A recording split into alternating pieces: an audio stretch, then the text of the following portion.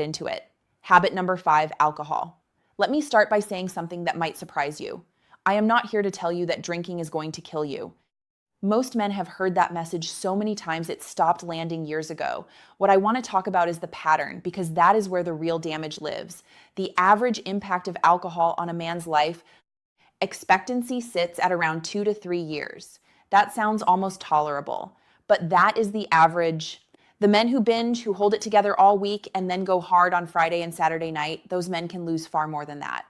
Not from a dramatic, visible collapse, but from slow, consistent internal damage that accumulates across decades. Here is the biology that most men never hear. Your liver can process roughly 1 standard drink per hour. When you push past that ceiling, liver cells begin dying faster than they can be replaced. Fat deposits accumulate in tissue that was never designed to store it. Inflammation builds quietly in the background. And after 40, I see this pattern repeatedly in patients. The liver's ability to recover slows significantly. The same amount that felt manageable at 28 does measurably more damage at 55, and the effects do not stay in the liver. Sleep quality drops even when you feel like you passed out easily. Blood pressure creeps upward, testosterone levels fall, anxiety increases. Men come to me feeling vaguely unwell, irritable, foggy, and they never connect it to the drinks they had 3 nights ago. The fix is not perfection. It is awareness. A couple of alcohol-free days each week, slowing down when you do drink, giving your body a real recovery window rather than hitting it again before it has had the chance. Small adjustments, but real consequences when they are ignored. And remember, alcohol is only number 5. What comes next is far more damaging than most men expect.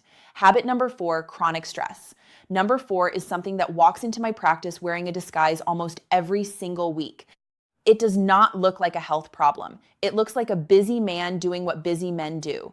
Chronic stress ranks above alcohol in terms of life expectancy impact. Research from long-running studies at major institutions has found that men living under sustained, unrelenting stress lose an average of more than 4 years, and that number only captures what we can measure. Here is what is actually happening in the body. Stress in short bursts is useful. It sharpens focus, mobilizes energy, helps you perform under pressure. But when stress becomes the permanent background of your life, a constant low hum that never fully switches off the hormone, cortisol stays elevated around the clock. And long-term cortisol is quietly corrosive. It weakens the immune response. It constricts blood vessels and adds strain to the heart. It keeps blood sugar elevated in ways that mimic early metabolic disease. It fragments sleep even when you are physically exhausted. I often describe it to patients like this. Chronic stress is running a complex, precision-built machine without ever changing the oil. Everything keeps moving until the parts start grinding down from the inside. The cultural piece here matters too. So many men have been raised to associate silence with strength, to push through, to keep the lid on. And so the pressure accumulates with no outlet and no release, not a dramatic explosion, just a slow, invisible erosion of health that takes years to show up on a scan but is happening in real time. Here is what I tell my patients. You do not have to solve everything to start healing. A genuine walk outside, an honest conversation with someone you actually trust, an hour doing something that brings you real pleasure rather than just distraction. These are not soft suggestions for the nervous system, they are medicine. Give your body permission to come down from high alert, and it knows exactly what to do from there. But that is only number 4. The next habit surprises almost every man I share it with. Habit number 3, social isolation. Number 3 is the one that tends to land quietly and then hit harder the longer men sit with it. In their 20s and 30s, most men have a full social landscape without even trying. Friends from work, from sport, from shared years of growing up. Then the 50s arrive. Careers narrow the focus. Friendships drift through nobody's fault in particular. Children grow up and build their own lives. And one day, a man looks around and realizes his entire world has contracted to 1 or 2 relationships, sometimes just 1. We were not built for that. Human beings are social organisms at the biological level, and when genuine connection disappears, the body does not just feel lonely, it registers the absence as a physical threat. A large-scale analysis of hundreds of thousands of people found that chronic social isolation increases the risk of early death by up to 50%.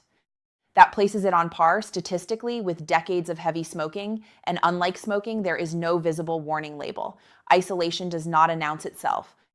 It just creates a quiet emptiness that over time translates into measurable physical damage, rising inflammation, a weakening immune system, blood pressure that becomes harder to manage, and a gradual erosion of the self-care habits that require someone else to notice whether you are doing them or not.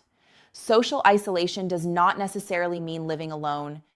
It means having nobody to be genuinely honest with, nobody who actually knows what you are carrying. The body responds to real connection almost immediately. One phone call to an old friend, one morning coffee that is not about business, one group, one team, one community to belong to something that asks you to show up and knows when you have not. It does not take grand gestures.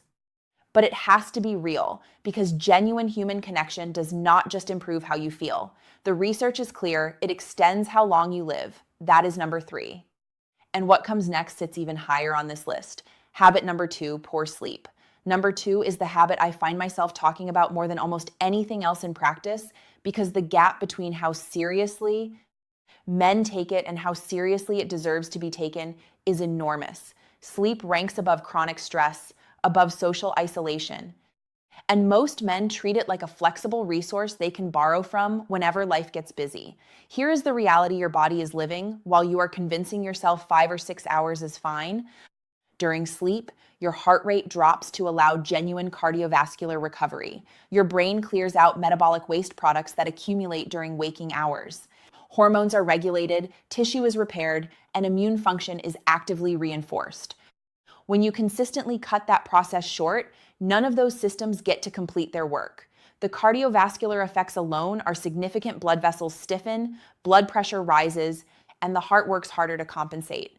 Blood sugar regulation deteriorates. Even a single night of significantly shortened sleep can reduce immune function in ways that are measurable the following day. Long-term data suggests that men who regularly sleep fewer than 6 hours per night lose an average of more than 7 years of life expectancy. 7 years from a habit that feels harmless because it feels normal. Here is what makes it especially tricky. Your body adapts to feeling tired. You stop noticing the deficit because tired becomes your baseline. You tell yourself you are fine while operating at a significant physiological disadvantage. The good news is that your body recovers remarkably quickly when given the chance. After just a few nights of genuine full sleep, blood pressure begins to drop, mood stabilizes, focus sharpens, and energy starts returning in a way that reminds men of how they used to feel. To start improving tonight, establish a consistent bedtime and protect it even on weekends. Put the phone down at least an hour before you sleep. Keep your room cool and dark. Cut caffeine after early afternoon. None of these are complicated. But done consistently, they compound into something significant. Habit number 1, sitting too much. And here it is. The number 1 habit shortening men's lives. Not alcohol, not stress. Not even the sleep deprivation we just talked about. Sitting. Just sitting. I know how that sounds. I understand if your first instinct is to dismiss it. And that instinct, that sense that something so ordinary could not possibly be the most dangerous thing on this list, is precisely why it claims the top spot. A large-scale study tracking over 100,000 people across 2 decades found that men who spend more than 8 hours a day seated carry a dramatically elevated risk of early death. Across the full picture, a predominantly sedentary lifestyle can take up to 12 years from a man's life expectancy. Here is what is happening at the biological level when you sit for extended periods. The large muscle groups of the legs, the biggest metabolic engines in the human body, essentially go offline. Blood circulation slows and pools in the lower extremities. Less oxygenated blood reaches the brain, which is why long, unbroken periods of sitting leave you foggy and slow, even when you have not done anything tiring. Insulin resistance builds steadily in the background. Inflammation increases. The cardiovascular system works harder just to move blood through a body that is not helping it. And the most important detail, it is not just the total hours of daily sitting that does the most damage. It is how long you sit without any interruption. After roughly 30 minutes of unbroken stillness, your metabolism begins to downregulate, fat storage accelerates, and muscle tissue starts breaking down faster than normal. Use it or lose it is not a motivational slogan. It is an accurate description of what your body is doing right now. But here is what I genuinely love telling patients about this one. You do not need a gym membership to fight it. You do not need to overhaul your schedule. You just need to interrupt the stillness. Stand up every 30 minutes and move for 2 minutes. Walk to the kitchen, take a call, standing up, do a few gentle stretches. Walk after meals, even briefly. Take the stairs when it is available. Park a little further away than necessary. The moment you stand up and move, your body begins the recovery process. Not eventually, immediately. That is not encouragement. That is biology.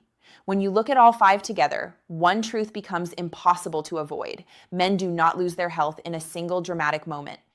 They lose it gradually through the quiet habits repeated daily, weekly, yearly, until the gap between who they are and who they could be becomes too wide to ignore. Alcohol takes 2 or 3 years. Chronic stress takes 4 or more. Social isolation, 5 or more. Poor sleep, over 7. Sitting too much, up to 12. These are not separate problems. They often feed each other, compound each other, and together they add up to something that does not have to be your story. Because the same mechanism that loses those years, small choices, repeated consistently, is the exact mechanism that gets them back. I want to say something directly to the men watching this who feel like they have already let too much time pass, who feel like the window for making real changes has quietly closed without them noticing. It has not. Not even close. 7 years of watching men make these shifts, some of them well into their 60s, some of them starting from genuinely difficult places, has shown me something I believe completely. The body is extraordinarily forgiving when you begin working with it instead of against it. It does not hold grudges. It responds, you do not have to fix everything today. You just have to start somewhere real. Tonight, go to bed 30 minutes earlier than you planned. Tomorrow morning, stand up and walk for 2 minutes every half hour. Before this week is out, reach out to someone you have been meaning to call for too long. Those are not small things. They are the beginning of something that compounds. Age is not the ceiling on your vitality.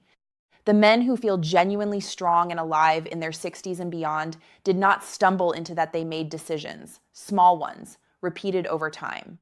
And they are proof that this is available to you too. If this video gave you something worth sitting with, hit that like button and share it with a man in your life who needs to hear it.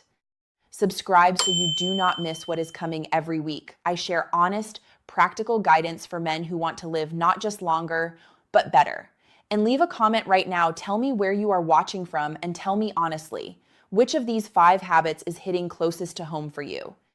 I read every single one. I am Dr. Nora Hayes. Take care of yourself. You have earned every good year ahead.